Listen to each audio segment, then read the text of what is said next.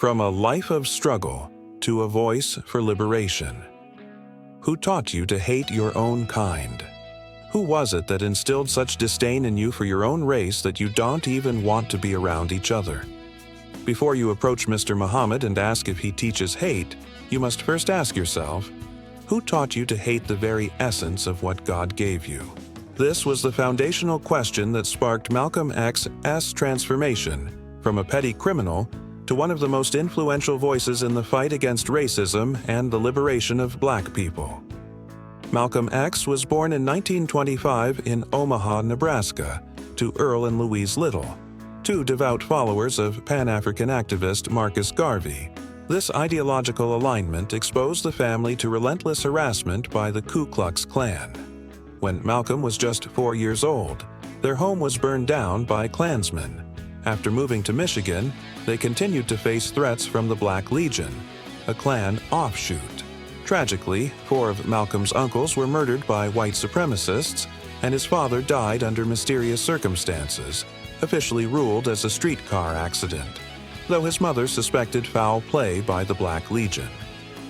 At the age of 13, Malcolm's life took another dark turn when his mother was institutionalized and her children were sent to foster homes. Despite being an excellent student, Malcolm dropped out of school after a white teacher told him that aspiring to be a lawyer was unrealistic for a young Black boy. From there, he moved to Harlem at the age of 18 and got involved in gambling, robbery, drug dealing, and pimping.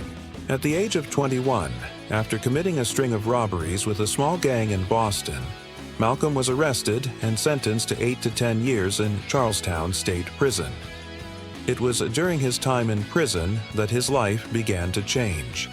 His siblings, who had embraced the Nation of Islam, started writing to him about their beliefs, and it was through these letters that Malcolm was introduced to the teachings of Elijah Muhammad. The Nation promoted Black independence and rejected the idea of white superiority, teaching that white people were inferior and even considered devils, while Black people were the original humans. Initially hostile to the idea of religion, Malcolm soon embraced the Nation's message and became an ardent follower. He adopted the name Malcolm X, rejecting the surname Little, which he viewed as a remnant of slavery.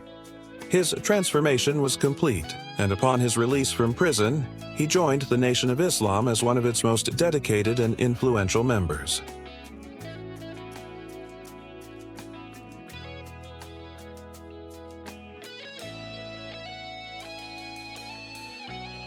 Rise to prominence and global impact.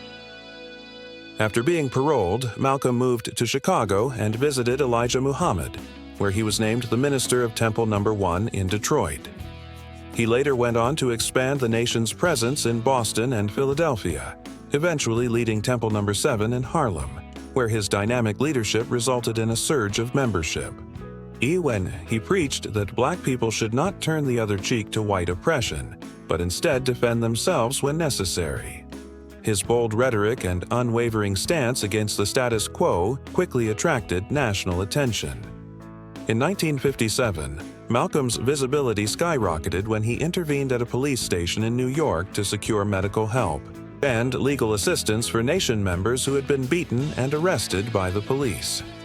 His control over a crowd of nearly 4,000 people rattled the New York Police Department, and soon thereafter, they placed him under surveillance. His influence only grew, and he was regularly featured in the media, using print and television appearances to amplify his message of Black empowerment. Malcolm's growing profile also led to his marriage to Betty Shabazz in 1958, with whom he would have 6 daughters. Despite his rising fame, Malcolm remained deeply critical of the mainstream civil rights movement, particularly figures like Dr. Martin Luther King Jr., whom he accused of being too accommodating toward white oppression. He saw the nonviolent methods of King's movement as insufficient in the face of the violence and cruelty that Black people experienced from white America. Malcolm's radical philosophy of self-defense and Black nationalism resonated with many, but his increasing prominence also sowed tensions within the Nation of Islam. Malcolm's criticisms of Elijah Muhammad's personal conduct, including allegations of infidelity, deepened the rift between them.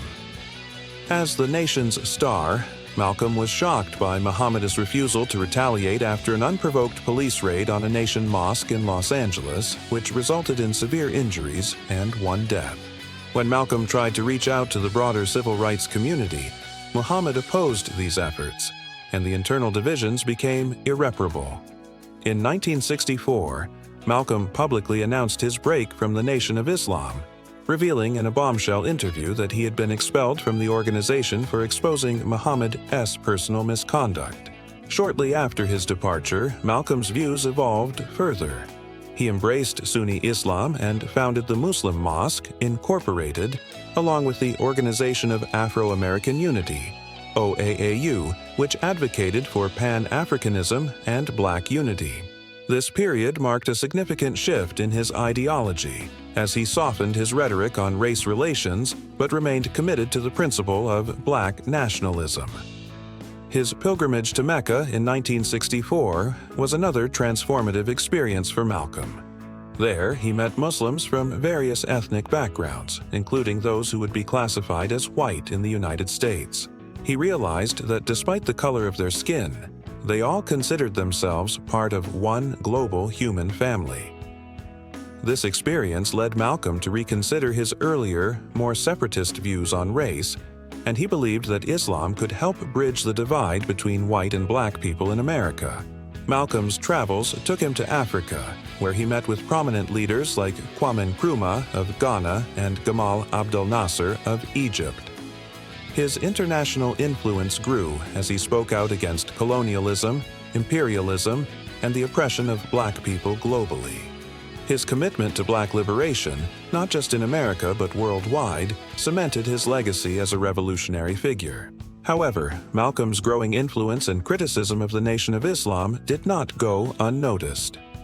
On February 21, 1965, while addressing the Organization of Afro-American Unity in Manhattan, Malcolm was assassinated by 3 members of the Nation of Islam.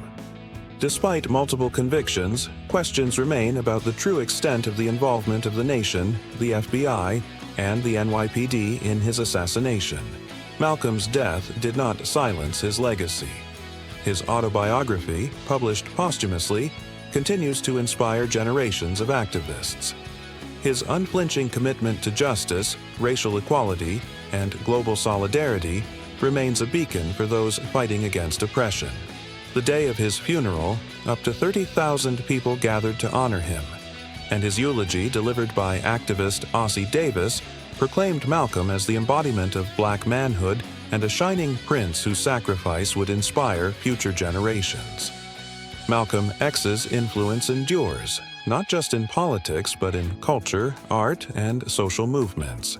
His vision for black self-determination, his journey from criminal to revolutionary, and his unwavering advocacy for justice continue to inspire people worldwide who are committed to fighting against racism, imperialism, and injustice in all its forms.